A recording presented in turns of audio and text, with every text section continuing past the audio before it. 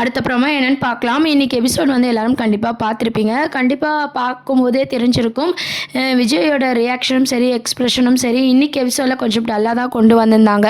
இதுமாரி குழந்தைய காணும் அப்படின்னு சொல்லும்போதே அவர் வந்து ஒரு ஷாக் ரியாக்ஷன் வந்து கொடுத்துருந்தா மாசாக இருந்திருக்கும். ஆனாலும் பார்த்தீங்கன்னா 5:30 மணி ஆயிடுச்சு, 3 மணிக்கு ஸ்கூல் விடுவாங்க. காவேரி கூட்டிகிட்டு வரல அப்படின்னும் போதே விஜய் வந்து ஷாக் ஆகலை, அப்படியே அமைதியாகவே இருக்கார். சரி நான் போய் ஸ்கூலில் பார்க்குறேன் அப்படின்னு சொல்லி அப்படியே சாஃப்டாக பேசுகிறாரு. இந்த பக்கம் பார்த்தீங்கன்னா நானும் வரேன் தம்பி அப்படின்னு சொல்லி பாட்டி அவங்க சாரதா அவங்களும் பார்த்தீங்கன்னா எதுவுமே சொல்லாமல் காவேரியை வந்து அனுப்பி வைக்கிறாங்க. விஜயும் பார்த்தீங்கன்னா பெருசாக ரியாக்ஷன் எதுவும் காட்டல. போய் அங்கே ஸ்கூலில் பார்த்தீங்கன்னா சிசிடிவி கேமரா பார்க்கும்போதும் சரி, யாரோ ஒரு பர்சன் வந்து குழந்தைய கடத்திட்டு போகிறாங்க. அதையும் பார்த்தீங்கன்னா விஜய் வந்து அப்படியே ஒரு டென்ஷனாக வந்து எதுவுமே காட்டாமல் அப்படியே கூலாக வந்து ஹேண்டில் பண்ணுறாரு. வீட்லேயும் பார்த்தீங்கன்னா இந்த மாதிரி நார்மலாக பண்ணிகிட்டு இருக்காரு. விஜயோட ஆக்டிங் பார்த்தீங்கன்னா இன்றைக்கி கொஞ்சம் நார்மலாக தான் இன்றைக்கி எபிசோட்ஸில் வந்து கொண்டு வந்தாங்க. ஒரு குழந்தைய காணும்னா ஒரு அப்பனா எப்படி பதறுவாங்களோ அந்த ஆக்டிங் வந்து விஜய்க்கு இன்றைக்கி கம்மியாக தான் வந்து மூவ் பண்ணிட்டு இருந்த மாதிரி எனக்கு ஃபீல் ஆச்சு. உங்களுக்கு என்ன தோணுச்சு அப்படின்றத கீழே கமெண்ட் செக்ஷன் சொல்லுங்கள். இப்போ அடுத்த ப்ரோமோ அப்படின்னு பார்த்தீங்கன்னா குழந்தைய வந்து ராகவ் கிட்ட பேசிகிட்டு இருக்காங்க. எங்கள் அம்மாவை பார்க்கணுன்னு சொல்லி தானே கூப்பிட்டு வந்தீங்க, நான் எங்கள் அம்மாவை பார்க்கணும் அப்படின்ற மாதிரி சொல்கிறாங்க. ராகவும் ஃபோட்டோ காட்டுறாரு. அது என்ன ஃபோட்டோ அப்படின்றத சஸ்பென்ஸாக வச்சுருக்காங்க. அதுக்கப்புறமும் பார்த்தீங்கன்னா விஜய் வந்து ராகவ் ஜெயிலில் இருக்கிற மாதிரி நினச்சிட்டு இருக்காரு இல்லையா. நம்ம சித்தப்பா மூலமாக உண்மை வந்து தெரியுது. தெரிஞ்சதும் சித்தப்பா மேலே கோவப்படுறாரு. ஏன் இதை நீங்கள் முன்னாடியே சொல்லலை, சொல்லியிருந்தா இதெல்லாம் நான் வந்து நடக்காமல் பார்த்துருப்பேன்ல அப்படின்னு சொல்லி விஜய் வந்து சித்தப்பா மேலே கோவப்படுறாரு. அப்போது நீ பிஸியாக இருந்த விஜய், நானும் பிஸியாக இருந்தேன், இதுக்குள்ளே இப்படி பண்ணுவான் நான் நினைக்கலன்னு சொல்லி சித்தப்பாவும் சமாளிக்கிறாங்க. அது மட்டும் இல்லாமல் அன்றைக்கி ஒரு அட்ரஸ் சொன்னான், அந்த அட்ரஸில் போய் பார்த்தா எனக்கு தெரிஞ்சு பாப்பா கிடச்சிடும் அப்படின்ற மாதிரி சித்தப்பா சொல்கிறாரு. உடனே அந்த அட்ரஸை வந்து விஜய் கேட்டுட்டு போய் பார்க்கலாம் அப்படின்னு சொல்லி கிளம்புறாங்க. உடனே காவேரி கேட்குறாங்க, யார் உங்களுக்கும் அவங்களுக்கும் என்ன பகை, எதுக்கு குழந்தையெல்லாம் கடத்துறாங்க அப்படின்னு சொல்லி காவேரி வந்து கேட்டுட்ருக்காங்க. உடனே சித்தப்பா என்ன சொல்கிறாருன்னா, எல்லாமே நீ வந்த ராசிதா, எல்லாமே உன்னால தான் அப்படின்ற மாதிரி சொல்லிட்டு இருக்கோமா. காவேரிக்கு ஒன்றுமே புரியல. என்னால் என்னங்க ஆச்சு அப்படின்னு சொல்லி காவேரி கோவமாக கேட்குறாங்க. விஜய் வந்து சமாளிக்கிறாரு. இல்லை நீங்கள் ஸ்கூலில் வந்து விட்டுட்டீங்கல்ல, அதை தான் சித்தப்பா அப்படி சொல்கிறாரு அப்படின்னு சொல்லிட்டு காவேரிக்கு உண்மை எதுவும் தெரியாத மாதிரி விஜய் வந்து சமாளிக்கிறாரு. உடனே வந்து அந்த இடத்துக்கு போகலாம், போய் குழந்தைய வந்து கண்டுபிடிக்கணும்னு சொல்லி விஜய் வந்து கிளம்புறாரு. ஆனால் இன்றைக்கி டோட்டலாக பார்த்தீங்கன்னா முழுக்க குட்டி காவேரியோட பர்ஃபார்மன்ஸ் வந்து நேற்று எபிசோடில் ஆல்ரெடி வந்து மாசாக இருந்துச்சு. இன்றைக்கி விஜயோட ஆக்டிங்கும் பார்த்தீங்கன்னாலும் நம்ம காவேரியோட ஆக்டிங் எல்லாருமே பார்த்தீங்கன்னா ஒரு சாதாரணமாக தான் வந்து கொண்டு போயிருந்தாங்க. ஒரு குழந்தைய காணும் அப்படின்ற ஒரு பதத்தோட எதுவுமே வந்து சீரியல் வந்து மூவ் ஆகலை. ஒரு சைட் பார்த்தீங்கன்னா பிரவீன் சார் இல்லாததுனால வந்து இப்படி ஒரு ஐடியா இல்லாமல் பண்ணிட்டாங்களா அப்படின்ற ஒரு கொஸ்டின் மார்க்கும் இருக்குது. இன்னும் கொஞ்சம் விஜய் வந்து ஷாக் ரியாக்ஷன் கொடுத்து இன்னும் பரபரப்பாக தேடுற மாதிரி வந்து கொண்டு போயிருந்தா இன்னும் செம்மையாக இருந்திருக்கும். அது மட்டும் இல்லாமல் நம்ம காவேரியோட பர்த்டேக்கும் பார்த்தீங்கன்னா நம்ம விஜய் வந்து காவேரிக்கு பிடிச்ச கிஃப்ட் எதனா கொடுப்பாருன்னு சொல்லி ஃபேன்ஸ் எல்லாருமே நம்பி ஏமாந்தோம். ஒரு சாக்லேட்டோட அவர் நிறுத்திக்கிட்டார். அங்கேயும் விஜயோட பர்ஃபார்மன்ஸ் கொஞ்சம் டல்லாக தான் இருந்துச்சு. இப்போ குழந்தைய காணும்ன்ற விதத்திலையும் பார்த்தீங்கன்னா அவரோட பர்ஃபார்மன்ஸ் டல்லாக இருக்குது. எதிர்பார்க்குற விஷயம் வந்து விஜய் கிட்ட வந்து கொஞ்சம் டல்லாக இருக்குது அப்படின்றத நீங்கள் எப்படி ஃபீல் பண்ணுறீங்க அப்படின்றதையும் சொல்லுங்கள். அதுக்கப்புறம் பார்த்தீங்கன்னா யமுனா கங்காவை மீட் பண்ணும்போது பார்த்திங்கன்னா நார்மலாக வந்து மீட் பண்ணுறாரு.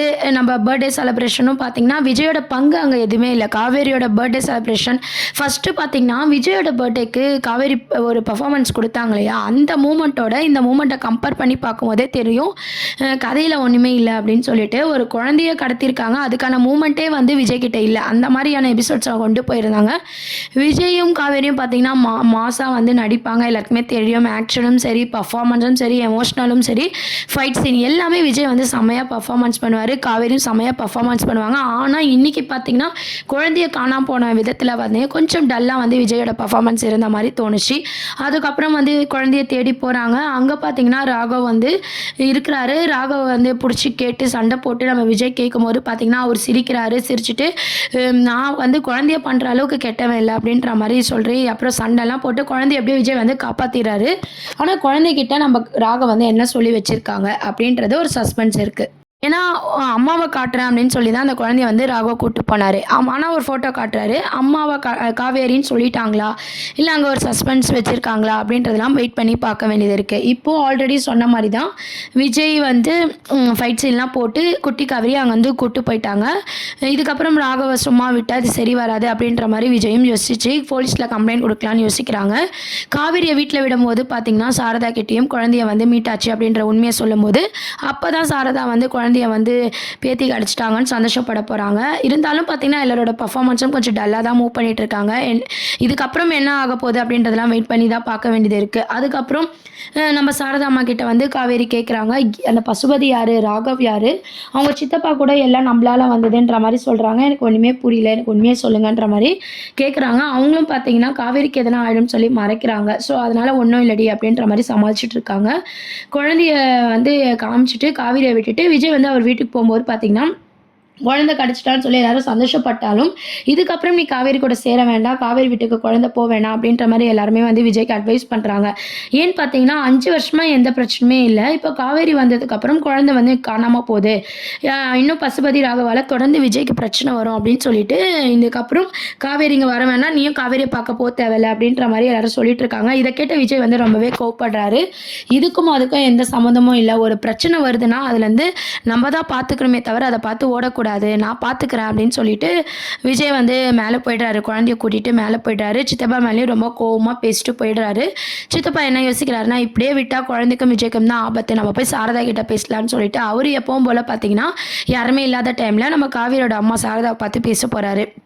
இந்த மாதிரி நீங்கள் இந்த ஊரை விட்டு போயிடுங்க, உங்கள் பேத்தி நல்லா இருக்கணும்னு நினச்சிங்கன்னா இந்த ஊரை விட்டு போயிடுங்க, ஏன்னா நீங்கள் வந்ததுக்கப்புறம் தான் இதெல்லாம் நடக்குது, உங்களுக்கே தெரியுதா, கொஞ்சமாவது விஜயும் குழந்தையும் நல்லா இருக்கணும்னு நினச்சிங்கன்னா இங்கே வந்து போயிடுங்க அப்படின்னு சொல்லி அவங்கள வந்து சித்தப்பா சொல்கிறாங்க. உடனே அவங்களுக்கு ஒரு குழப்பம் வருது. கங்கா யமுனா கிட்ட இது எல்லாத்தையுமே வந்து சாரதா ஷேர் பண்ணுறாங்க. அவங்களும் பார்த்தீங்கன்னா குழந்தைய கடத்திட்டாங்களா அப்படின்ற மாதிரி ஷாக் ரியாக்ஷன் கொடுக்குறாங்க. அதுக்கப்புறம் பார்த்தீங்கன்னா அவங்க சித்தப்பா சொல்லிட்டு போன விஷயத்தையும் கேட்டுட்டு எல்லாமே அந்த குடும்பத்தால் தான் ஆச்சு, அவங்க ஏமா இப்படிலாம் சொல்கிறாங்க அப்படின்ற மாதிரி கங்காவும் கோவப்படுறாங்க சித்தப்பா மேலே. இந்த மாதிரியான எபிசோட்ஸ் அடுத்த அப்கமிங் ப்ரோமோவாக கொண்டு வராங்க. இதையும் தாண்டி விஜய் கிட்ட நம்ம காவேரி ஒரு விஷயத்த சொல்லியிருப்பாங்க, நீங்கள் என்கிட்ட ஒவ்வொரு அட்வான்டேஜ் எடுத்துக்கிறதுனால தான் நான் வந்து அம்மு கிட்ட நெருங்கி பழக முடியல அப்படின்றத விஷயத்த வந்து சொல்லுவாங்க. ரெண்டாவது தான் வந்து பார்த்திங்கன்னா பிரின்சிபல் வந்து வார்ன் பண்ண விஷயத்தையும் சொல்லுவாங்க.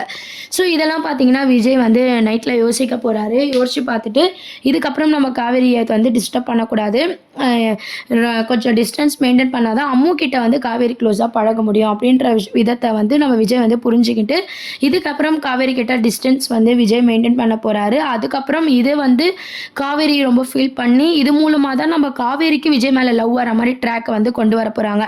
இப்போது இந்த விஷயம் சொல்லிட்டாங்க, விஜய் வந்து காவேரி கிட்ட வந்து தள்ளி இருக்க போகிறாரு. இவர் ஏன் இப்படி பண்ணுறாருன்னு சொல்லி யோசிச்சு காவேரிக்கு விஜய் மேலே லவ் வரப்போகுது.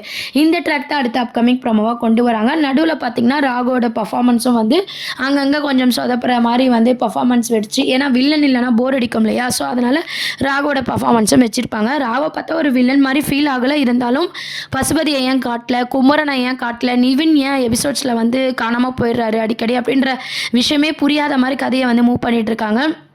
விஜய், காவேரி அம்மா, சித்தி, சித்தப்பா, தாத்தா இவங்கள வச்சே வந்து சீரியல் வந்து இது பண்ணிகிட்டு இருக்காங்க. நடுவில் கங்கா யமுனா ஃபோனில் பேசுகிறாங்க. பர்த்டே பார்ட்டிக்கு வந்தாங்க. ஏன் நிவின் எங்கே போனார், குமரன் ஓகே, நிவின் எங்கே போனார் அப்படின்ற ஒரு பெரிய கொஸ்டின் மார்க் இருக்குது. குமரனும் நிவினும் வந்தால் இன்னும் கொஞ்சம் சீரியல் வந்து கொஞ்சம் பார்க்கவே ஒரு இன்ட்ரெஸ்டிங்காக கொண்டு போவாங்க.